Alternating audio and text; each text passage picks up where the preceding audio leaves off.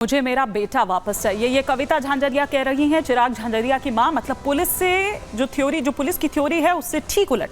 जतिन का मैं जरा रुक करती हूँ। जतिन, ये कविता झांझरिया जो चिराग झांझरिया की मां, ये क्या कह रही हैं? पुलिस से ठीक उलट इनकी थ्योरी है। ठीक है, मां है, बच्चे के लिए कहेंगी भी, लेकिन क्या बंगाल पुलिस सिर्फ एक्शन के नाम पर एक्शन कर रही है, किसी को भी उठा दे रही है? क्या इसके पीछे भी कोई खेला है? इसके पीछे भी कोई गेम है?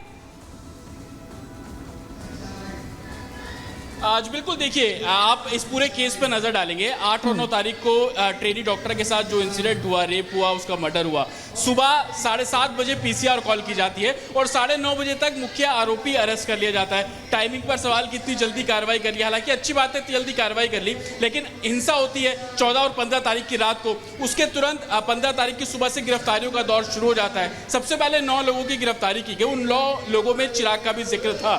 तो अब सवाल ये खड़ा होता है कि क्या खुद को सही साबित करने के लिए, खुद को ये बताने के लिए कि हम इन्वेस्टिगेशन कर रहे हैं और हम कार्रवाई भी कर रहे हैं, गिरफ्तारी भी कर रहे हैं, तो क्या गलत लोगों को पिक किया जा रहा है? ऐसा हम इसलिए भी कह रहे हैं क्योंकि सीसीटीवी फुटेज है। उस सीसीटीवी फुटेज को जब आप देखेंगे तो 1 बजकर कुछ मिनट का समय उसमें दिखाया जा रहा है, जो कि विक्टिम फैमिली भी बोल रही है कि वो उस समय घर पर था। अब 2 चीजें इसमें सामने आती है कि क्या वो हिंसा करने के बाद घर पहुंचा और फैमिली बचाने की कोशिश कर रही है, या वाकई वो घर पर था और पुलिस ने प्लान किया। ये सब चीजें जो कि इन्वेस्टिगेशन में क्लियर होगा। लेकिन सबसे बड़ी बात मैं आपको इसमें ये बता दूं कि सीबीआई जो इस पूरे मामले को इन्वेस्टिगेट कर रही है, वो पुलिस की थ्योरी पर बिलीव नहीं कर रही है। सोर्सेज का कहना है कि इस पूरे मामले की जो जांच है वो कहीं ना कहीं हाईली कॉन्स्पिरेसी के तौर पर सीबीआई इस पूरे मामले को इन्वेस्टिगेट कर रही है। और यही कारण है कि चाहे वो डॉक्टर हो, प्रिंसिपल हो, हर किसी से अलग अलग दौर पर पूछताछ हर किसी से अलग अलग पूछताछ की जा रही है। और जिस तरह से बड़ी बात जतिन आपने यहां कही कि सीबीआई पुलिस की थ्योरी पर यकीन नहीं कर रही है। फिलहाल शुक्रिया जतिन इस तमाम जानकारी के लिए आपका। आगे भी आपसे अपडेट लेते रहेंगे, लेकिन आपको कुछ तस्वीरें दिखाते हैं कि देखिए, ये गुस्सा अभी भी थमा नहीं है, ये गुस्सा अभी भी शांत नहीं हुआ है। कोलकाता से लेकर हम आपको गुवाहाटी तक की तस्वीरें आपको दिखा रहे हैं, असम तक की तस्वीरें आपको दिखा रहे हैं। किस तरह से आप देखिए, कोलकाता, दिल्ली, राजकोट, जयपुर, पणजी और गुवाहाटी की तस्वीर, किस तरह से कहा जा रहा है कि नो सेफ्टी नो ड्यूटी। तो वो प्रोटोकॉल जो है वो सेट कर दिया जाए, वो सुरक्षा जो है वो सुनिश्चित कर दी जाए। और इन तमाम बातों को कल भी हमने देखा था कि देखिए किस तरह से जो स्वास्थ्य विभाग है उनकी ओर से निर्देश जारी किया गया था कि अगर कोई भी इस तरह की घटना होती है डॉक्टर्स के खिलाफ, तो 6 घंटे के भीतर जो एफआईआर है, जो शिकायत है, वो दर्ज की जानी चाहिए। लेकिन जो ये डॉक्टर्स हैं, इनका गुस्सा अभी भी शांत नहीं हो रहा है, क्योंकि हर दिन एक नई चीज निकलकर सामने आती है। अब कोलकाता में आप देखिए 43 डॉक्टर्स का तबादला कर दिया जाता है। इसे लेकर भी एक नाराजगी जो है वो उन डॉक्टर्स में देखी जा रही है। वो ये कहते हैं कि हमें दबाने की कोशिश ये हो रही है, हमें डराने की कोशिश ये हो रही है। तो सड़क पर डॉक्टर हैं और व्यवस्था जो है वो जर्जर है, वो चरमरा गई है, वो तमाम सेवाएं चरमरा गई है। कोलकाता कांड को लेकर देश भर में प्रदर्शन देखने को मिल रहे हैं। अलग अलग राज्यों से, अलग अलग शहरों से डॉक्टर सड़क पर उतर आए हैं। अस्पताल की ओपीडी सुविधा पूरी तरह से ठप हो चुकी है, पूरी तरह से चरमरा गई है। देश में हर जगह मरीजों को इस वजह से दिक्कत हो रही है, परेशानी हो रही है। केंद्र सरकार ने काम पर लौटने की अपील भी की है। मध्य प्रदेश हाईकोर्ट ने अपना सख्त रवैया दिखाया है, अपना सख्त रुख दिखाया है। हाईकोर्ट ने काम पर लौटने के आदेश दिए हैं और हाईकोर्ट की सख्ती के बाद मध्य प्रदेश में हड़ताल खत्म भी हो गई है। लेकिन बाकी जगहों की अगर बात करें तो वहां से ऐसी ही तस्वीरें निकलकर सामने आ रही है। लेकिन इधर केंद्रीय मंत्री किरण रिजिजू क्या कुछ कह रहे हैं, उधर सांसद संबित पात्रा क्या कुछ कह रहे हैं, आइए आपको सुनवाते हैं। मैं अपने कम्युनिटी के साथ, जो हमारे डॉक्टर बंधु हैं, जिन सब ने आज अपने हाथों पर, अपनी कलाई पर, जिन्होंने आज काली पट्टी लगाए हुए हैं बाहों पर, मैंने भी आज काली पट्टी लगाया हुआ है, so that I can stand in solidarity with my doctor friends. जो चिकित्सक होता है वो अपना पूरा जीवन इस देश की सेवा के लिए और रोगियों की सेवा के लिए व्यतीत करता है।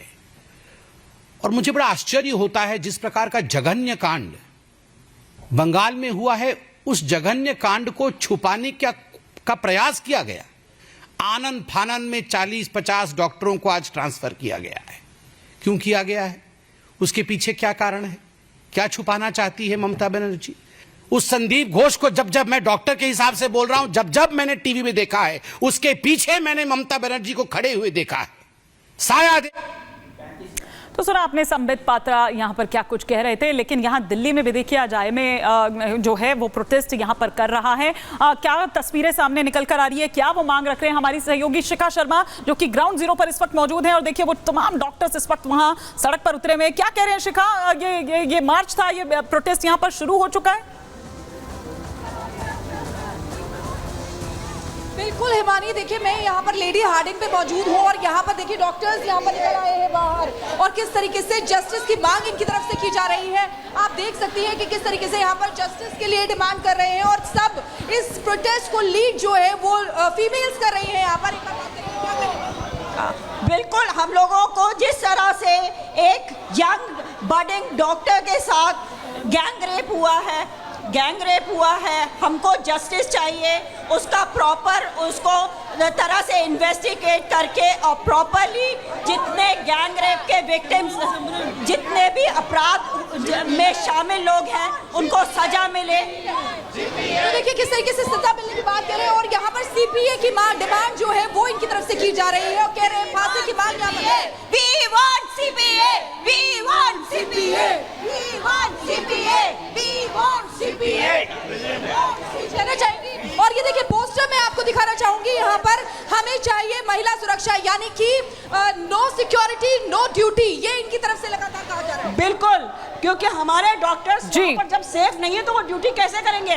24, 36, 48 आवर्स की ड्यूटी करते हैं, इसके बावजूद वो सेफ नहीं है, उनको वैसे भी। बिल्कुल, एक बार मैं यहाँ पर पैन करके कैमरा दिखाना चाहूंगी। जी यहाँ पर डॉक्टर्स में कितना गुस्सा है, आक्रोश है और सिर्फ इसीलिए क्योंकि यहाँ पर ये लोग जस्टिस की मांग कर रहे हैं, जो आरोपी है उसके फांसी की मांग कर रहे हैं, सीपीए एक्ट की मांग कर रहे हैं। ठीक है ठीक है, शिखा हमारी सहयोगी इस वक्त और विस्तार से हमें जानकारी दे रही थी, वो क्या मांग रख रहे हैं, उनकी मांग हम तक पहुंचा रही थी। फिलहाल शुक्रिया बहुत शिखा इस तमाम जानकारी के लिए आपका। लेकिन आइए हम बात करते हैं, चूंकि हम बात कर रहे हैं कि एक तरफ सियासत तो देखिए इस मामले पर हो ही रही है, डॉक्टर्स जो हैं वो सड़क पर उतरे ही हुए हैं, लेकिन वहीं दूसरी तरफ सीबीआई जांच की अगर बात करें तो वो भी जारी है। उसका शिकंजा किस तरह से कसता जा रहा है, क्या राज खुलते हुए नजर आ रहे हैं और क्या आगे वो राज खुलेंगे, ये सिलसिलेवार तरीके से हम आपको बता रहे हैं कि सीबीआई रेप हत्या मामले की हर एंगल से जांच कर रही है सीबीआई और मेडिकल कॉलेज के सीसीटीवी, तमाम जो सीसीटीवीज हैं उनको भी खंगाला जा रहा है। हर एक सीसीटीवी, उसका जो